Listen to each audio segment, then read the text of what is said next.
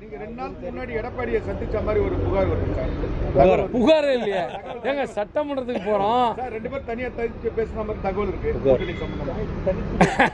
ஏங்க எடப்பாடி இது ஏங்க அவங்க ஒப்புதல் கொடுத்த மாதிரி ஒரு தகவல் வருது. என்னென்ன ஒப்புதல் கொடுத்த மாதிரி? கூட்டணி சம்பந்தமா அதுக்கு ஒப்புதல் கொடுக்க அதிகாரம் எனக்கு இல்லைங்க, உள்ள இருக்கிற தெய்வத்து தான் இருக்குது. ஏங்க என்னை பொறுத்தவரையிலே நீ சட்டப்பேரவையில் விசாரிச்சு பாருங்க, எல்லாத்துக்கிட்டையும் ரொம்ப அன்போடு பாசத்தோடு நெருக்கமாக இருக்கிறோம். யாருன்னா அங்கே இருக்கிற ஸ்வீப்பர்கள் உள்பட எல்லாத்துக்கூடையும் பாசமாக இருக்கிறவன் நான்.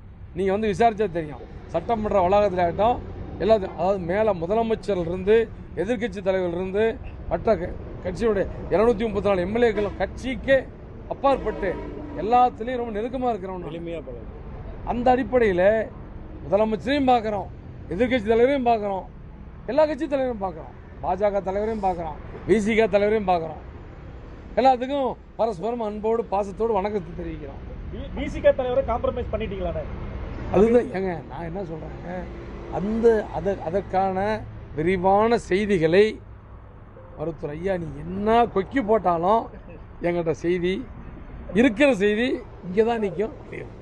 அதான் ஐயா தான் சொல்கிறாரு. நன்றி வணக்கம். அப்படி நான் சொல்லவே இல்லையே. சரிங்க, இப்போ நான் கேட்குறேன், விசிக தலைவர் நான் திருமாவளவன் அவர்களுக்கும் எங்களுக்கு என்ன பிரச்சனை? எதுவுமே இல்லையே. ஏங்க அவர் வந்து எங்கள் ஐயாவுடைய பெறாத பிள்ளை மாதிரி. தலித் மக்களுக்கு ஒரே நாளில் 7 அம்பேத்கர் சிலையை தமிழகத்தில் திறந்த ஒரு அரசியல் தலைவர் யாரு? தமிழ்நாட்டில் ஒரே நாளில் 7 அம்பேத்கர் சிலை திறந்தவர் யாரு? எங்கள் ஐயா தான். அருந்ததிய சமுதாயத்துக்கு தனி இடஒதுக்கீடு 3% இடஒதுக்கீடு 3.5 இல்லை 3 இஸ்லாமிய தான் 3 பெற்று தந்தவர் யாரு? எங்கள் ஐயா. ஆக வன்னியர்களும் தலித் மக்களும் பட்டியல் சமுதாய மக்களும் 2 தண்டவாளமாக பார்த்து கொண்டிருப்போர் எங்கள் ஐயா. அப்படி இருக்கும்போது எங்களுக்கு யார் எதிரி? யாருமே எதிரி இல்லை. அதனால் நாங்கள் யார் எதிரியை தான் சமாதானப்படுத்தணும். எங்கள் அண்ணன் திருமாவளவன் எங்களுக்கு எப்படி எதிரின்னு சொல்கிறீங்க? கிடையவே கிடையாது. அவர் எங்கள் அண்ணன், எங்கள் ஐயாவுடைய அவரும் எங்கள் அண்ணன். ஐயாவுக்கு ஒரு மகன் மாதிரி தான். எங்களை எப்படி பார்க்குறதோ அதே மாதிரி தான் அவரும் பார்க்குறோம். எல்லாத்தையும் அதே மாதிரி தான். வேற என்ன செய்ய? அதிமுகவில் டிடி விஜயன் வந்து எடப்பாடி எதிராக செயல்பட்டு இருந்தார். ஆனால் இன்னைக்கு வந்து பாஜக கூட இணைஞ்சிருக்காரு. அதே மாதிரி அன்புமணி ராமதாஸுக்கு அரசியல் எதுவும் நடக்கலாம் அப்படின்னுங்கிறதுக்கு அது ஒரு உதாரணம். ஐயா தான் சொன்னார், இங்கே தான் சொன்னார், நீங்கள் உங்கள்கிட்ட பேட்டி கொடுக்கும்போது அரசியல் எதுவும் நடக்கலாம்னாரு. அந்த அரசியலில் எதுவும் நடக்கலாங்கிறதுக்கு அந்த ஒரு உதாரணம் தான் இன்னைக்கு காலையில் நடந்திருக்குது. இன்னமும் எது வேணாலும் நடக்கலாம்.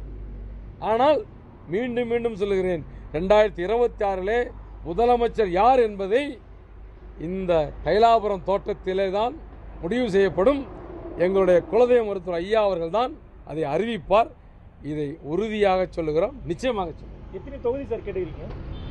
சொல்லுவாங்க, எல்லாம் ஐயா சொல்லுவாங்க. ஐயா சொல்லுவாங்க. செய்திகளை உடனுக்குடன் தெரிந்து கொள்ள கீழ்கண்ட கேபிள் மற்றும் டிடிஹெச் நெட்வொர்க்குகளில் எம்நாடு செய்தி தொலைக்காட்சியை காணுங்கள். பாதகம் செய்பவரை கண்டால் நாம் பயம் கொள்ளலாகாது பாப்பா. மோதி மிதித்து விடு பாப்பா, அவர் முகத்தில் உமிழ்ந்து விடு பாப்பா. அண்மை செய்திகளை உடனுக்குடன் தெரிந்து கொள்ள இணைந்திருங்கள் எம்நாடு தொலைக்காட்சியுடன்.